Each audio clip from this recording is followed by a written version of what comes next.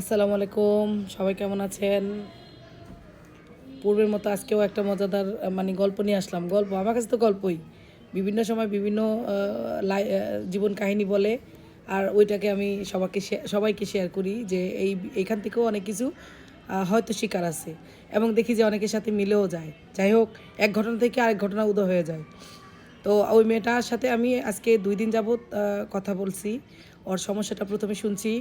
তারপরে কী করছি সেটাই আমি বলতেছি। যে ১ম এই মেয়েটা আমাকে কল দিল। কল দিয়ে বলতেছে যে একজন ওই সেনাবাহিনীতে জব করে ছেলের সাথে আমার প্রেমের সম্পর্ক হয়। আমরা অনেকদিনই মানে অনেকদিন যাবতীয় আমাদের সাথে এই সম্পর্কটা একটা পর্যায়ে আমরা স্বামী-স্ত্রীর মতো মানে দৈহিক সম্পর্ক হইছে।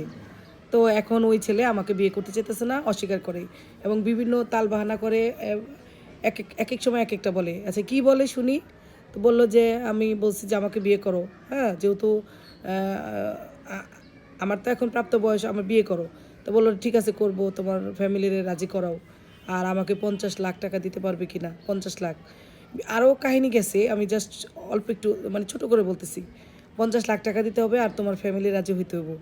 জানে যে ফ্যামিলি কখনোই একটা ছেলেকে ৫০,০০,০০০ টাকা দিয়ে তার মেয়ে বিয়ে দেবে না। মেয়েদের ফ্যামিলিটা সচ্ছল, মেয়ের মা একটা ভালো জব করে, বাবাও ভালো, ওদের পরিবার ভালো। তো ওই ছেলে ওই সুযোগে বলছে যে ৫০,০০,০০০ টাকা যদি তোমার ফ্যামিলি দিতে পারে আমি তোমাকে বিয়ে করব। আচ্ছা, তো এগুলো আমি সবই শুনলাম। তো মেয়ের মা তো আর ৫০,০০,০০০ টাকা দিয়ে তার মেয়েকে এই ছেলের কাছে বিয়ে দিবে না। মেয়ের মা রাজি হয় নাই। কেন আমি বিয়ে দেব? দরকার নাই। মেয়েটা তো বলতেছে যে আমার মাকে তো আর আমি বলতে পারি নাই যে ওর সাথে আমার স্বামী-স্ত্রীর মতো সবই হইছে। এখনও আমাকে কেন বিয়ে করবে না? এখন কেন টাকার কথা, টাকার প্রশ্ন আসবে? তো অনেকভাবেই মেয়েটা বলছে যে, "তুমি তো আমার সাথে স্বামী-স্ত্রীর মতো সম্পর্ক করছো। এখন তুমি আমাকে বিয়ে করবা না কেন? এখন আমার ফ্যামিলি রাজি হইতে বলো কেন?" না তোমার ফ্যামিলি রাজি হইতে হবে। নাহলে আমার মানে সে যেখানে চাকরি করে সেখানকার যেই বড় অফিসাররা আছে তারা নাকি বলছে যে মেয়ের ফ্যামিলি যদি রাজি না হয় তাহলে এখানে আর তুমি বিয়ে বসতে পারবা না। তাহলে তোমার চাকরি চলে যাবে। উল্টাপাল্টা কথা, এগুলি কি কেউ বলে নাকি? যাই হোক, ওই যে আর ওই যে ৫০,০০,০০০ টাকার কথা, এগুলি কি কোনো সেনাবাহিনীর কর্মকর্তা বলবে যে তোমার ওই ফ্যামিলিরে ৫০,০০,০০০ টাকা দিতে বলো? এটা হলো ছেলের ভাউতাবাজি। যাই হোক, এখন ম্যাডাম আমি কি করব? আমাকে বলতেছে আমি এখন কি করব? আমি তো ওকে অনেক ভালোবাসি। ও তো এই কথা বলতেছে। আমি বলি আমি বলছি যে আমার বাবা-মা কাউরই লাগবে না। তুমি আমারে নিয়ে যাও। আমি বলে যে, "না তোমার মা রাজি না হলে তোমাকে নেওয়া যাবে না।" এখনও আমার বলতেছে, "আমি কি যেতে পারবো? এটা কি আইনি কোনো বাধা আছে?" আমি বললাম যে, "18 প্লাস হলে তো অবশ্যই যাইতে পারবা। কোনো সমস্যা নাই। ও যদি নেয়, ওর ফ্যামিলি যদি রাজি থাকে তুমি যাইতে পারবা, এতে কোনো বাধা নাই।" ও বলতেছে যে, "ওর নাকি চাকরি চলে যাবো।" আমি কি ওর চাকরি চলে যাবো না ভাওতাবাজি? আমি বললাম, "আমি ২ টা ভয়েস পাঠাই। আমি একটা ভয়েস দেই, এই ভয়েসটা ওরে পাঠা। তারপরে আমার জানাইস ও কী বলল।" তো মেয়েটা বলল যে, "ঠিক আছে।" তা আমি ২ টা ভয়েস দিলাম।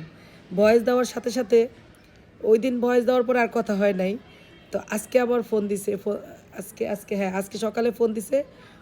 আজকে না, কালকে রাত্রে ফোন দিয়ে বলতেছে যে, "ও তো আমাকে বিয়ে করতে রাজি হইছে।" আমি বলি, "যাক আলহামদুলিল্লাহ। এখন কিছুই লাগবে না, ও বিয়ে করবে। তবে একটা কথা বলছে, তুমি ৩০,০০,০০০ টাকা নিয়ে আসো।" হ্যাঁ, এইটা শুনে তো মেজাজ, আমি কই, "৩০,০০,০০০ টাকা, এত টাকার মালিক কি তুমি?"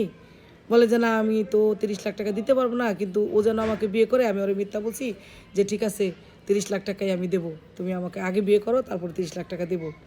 আমি বললাম যে, যখন নাকি বিয়ে হইব, বিয়ে হওয়ার পর যখন তুমি ৩০,০০,০০০ টাকা তারে দিতে পারবা না, তখন কি তুমি সুখী হইতে পারবা? বলো। বলে যে, "না, আমি তো ওকে অনেক ভালোবাসি।" আমি, "চুপ থাক, তোর ভালোবাসা।"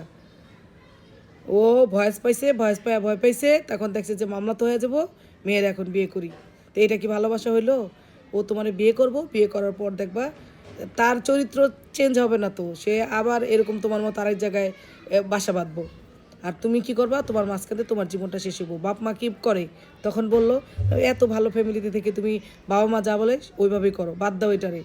দেখবা লাইফ কত সুন্দর হয়।" ও তোমারে এই মামলার ভয়ে এখন তোমাকে বিয়ে করবে। জানে তুমি প্রাপ্তবয়স্ক, তুমি মামলা করতে পারবা।